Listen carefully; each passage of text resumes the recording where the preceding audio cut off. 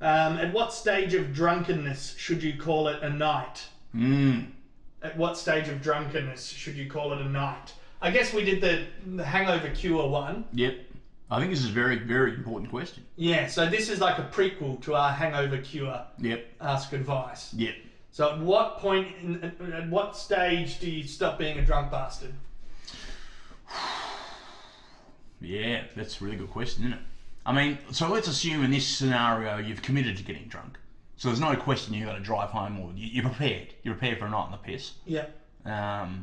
You're pumped, you're buzzed. You're pumped, you're buzzed, and you just planned. Yeah. So you're getting an Uber home or whatever you're doing. It's like yeah, planning for a bath. You know, it's been stressful this week. Yep. I need a reward. Yep. I'm getting shit-faced. Yeah. Okay. Good. What is the line? What is the line? Where do you... I don't keep drinking after I vomit. There's a definitive line for me. Yep. Personally. You see, I don't want to spew in the first place. Right. I don't want to even get there. You don't want to go that far. No. I mean, I've done it plenty of times. Well, it sneaks up on you. Sometimes you can't plan for it. Yeah. If you're in the mentality of getting shit-faced... Yeah, it's true. I mean, it can sneak up on you. Yep. But for me, that's a line. Yep. Like, once the vomit happens, you don't go on. Because I've had friends before, they vomit, Yeah. and then they keep drinking. No. And everyone thinks they're a hero. No. And it's like, I don't know. I mean, I kind of admire it. You don't want to... Like a you don't want to, you know... Like one sip to settle your stomach, that's one thing. But to just keep back, like, no, you've kind of, that's end game. I think so. Yeah, I think it is. I got to get to the water and Yeah, all that. I reckon if you drop something twice in the space of a minute, like you're lighting a cigarette, it falls out of your fingers. I mean, that could happen to anybody. If you pick it back up and drop it again, you're gone. You're out. Wow. Yeah. That's pretty ruthless. Oh, but it's That's twice. pretty harsh. I mean, how often do you drop something twice? That's a sign of drunkenness for me. I'm sure I have. Just like being clumsy and shit. Yeah. Nah, see, that's my line. That's a red flag. I mean, that's a warning. Like the cautionary tale starts from that point. Yep. But you're saying that that's a good time to fucking go, I've had enough? Yep. Really? Yeah.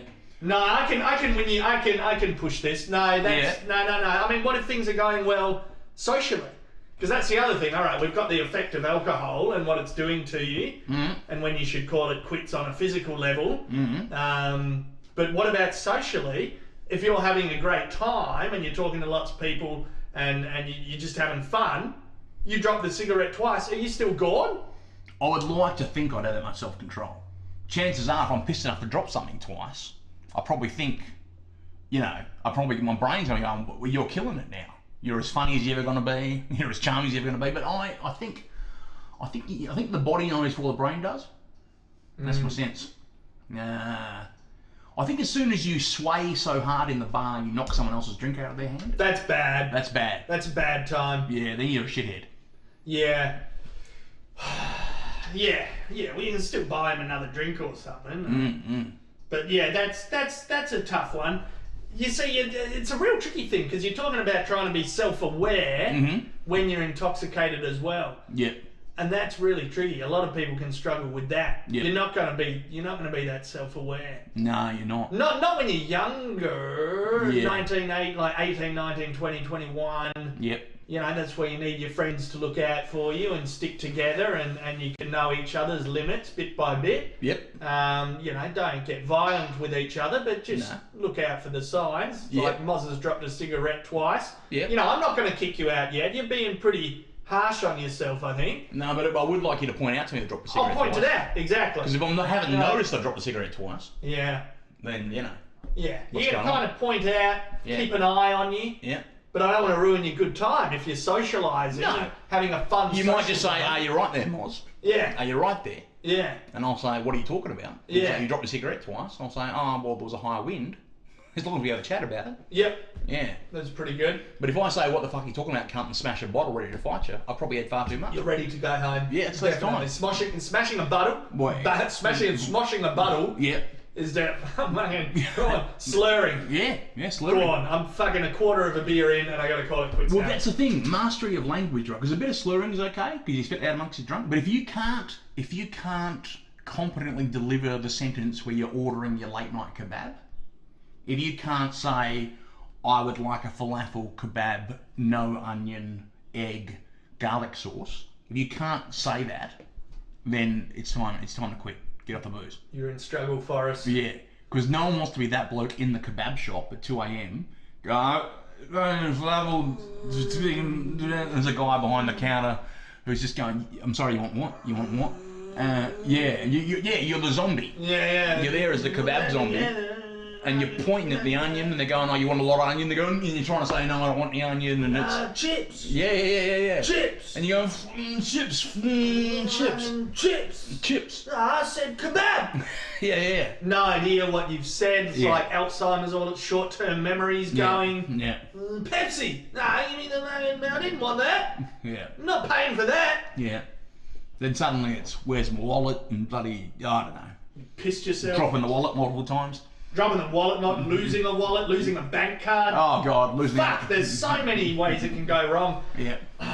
Look, multiple things where you need to call it a night there. For me, vomiting, I'm done, I'm out, I'm going home, I'm not saying goodbye to anyone. Yeah. I'm out. Houdini. I'm Houdini. Ghost. I like doing Houdinis. Yeah. I'm pretty good at it over the years. You're good at it. Yeah, no, you're solid at Houdinis. Yeah. I know, it's great when you know your limits. And when you smash it and you're like, okay, I'm out. And you feel good the next day. You know, seedy and hungover, but you know that socially you didn't make a dick of yourself. You know, there's no like cringe the next day going, oh God, did I really get up on the dance floor and like fucking try and hump everything? Or like, you didn't yell at someone in a fast food joint. You know, when you can wake up the next day and feel pretty good. Remember everything. When there's no vomit on the front of your shirt. It's a good night. Then it's a good night. You know your limits. You know your limits. When the Uber driver doesn't spend the entire journey home going, please don't spew in my car, please don't spew in my car. Do I need to pull over? Do I need to pull over? No, I'm good. Just keep the window down. Keep the window down. I need the air. I need the air. That's right. I haven't done that for a while. I'm pretty happy. I would say a good one, and this was one I got into back in my drinking days, because I had to, was carry a set amount of cash and leave the bank card at home. It's good. You know, and once that's spent, I'm done. Because, you know, as soon as, because bloody, you know, drunk, with you, and can you remember your PIN number? No. There's other rules like nothing good happens after midnight. That's true. That's pretty true. Pretty true. But you think it's gonna, because you're pissed. Yeah. And that girl over there smiled at you, so that's gonna mean something, surely? Yeah. Doesn't mean anything. You're there for 5 more hours and it's just, you end up angry, So before midnight, look, maybe 1 a.m. if you want to be cool. 1 a.m, 2 a.m. It's pretty rare. I haven't been to a nightclub for a long time. The only good nights to go well into the early morning are when a small group of you've gone back to someone's house. Have some quiet ease. That's good. If you end up back at a friend's house, there's about, you know, there's 4 or 5 or 6 of you there, and you just knock them back a few quiet ease, that can go well. A nightcap. And then you can see the sun come up and it's all good. I like that. I actually really love that. No, those nights are the best. You get out of the fucking meat factory, you get out fucking before midnight or just after, and it's like, I'm done, everyone stinks, it's shit, I don't like it. And you go home and you've got some food, you got a couple more drinks there that are already kind of, you know, you planned earlier. You're like, I could be back here, I'll keep a few drinks in the fridge. And then you can have a quiet one. You can have a big fuck off water. Still, have a big fuck off water. Some food, some conversation, and an action movie. My drunken action movie for like a year was Fearless with Jet Li. Wow, good. It was great. Solid choice. I'd get out early from the fucking hectic bloody, you know, nightlife. When I worked at a pub, when I worked at a club, you know, and you end up going out a lot. But I'd try to get out, you know, not stick around too long after work and just go home and watch Fearless at like 4 a.m, 3 a.m. Good. It was pretty good. You sober up a bit and you watch an action movie full volume. That's fun. I recommend that. No, that's good life advice.